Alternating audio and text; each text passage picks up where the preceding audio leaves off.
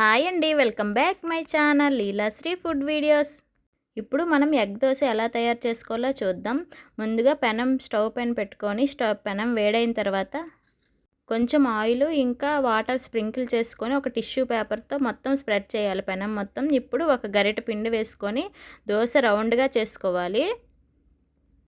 ఇలా పల్చగా రౌండ్గా చేసుకోవాలి. ఇప్పుడు దీనిపైన ఒక ఎగ్ వేసుకుందాం.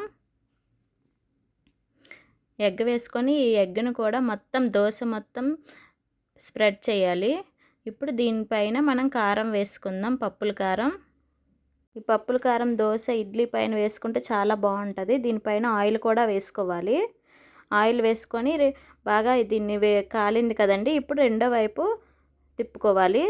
ఇలా చూడండి, పర్ఫెక్ట్గా దోశ వేగింది. ఇప్పుడు ఈ దోశను మనం సర్వింగ్ ప్లేట్లోకి తీసుకొని సర్వ్ చేసుకుంటే మనకి ఎగ్ దోశ రెడీ అయిపోయింది. మన ఛానల్ ఇప్పటివరకు సబ్స్క్రైబ్ చేసుకోకపోతే సబ్స్క్రైబ్ చేయండి, లైక్ చేయండి, షేర్ చేయండి.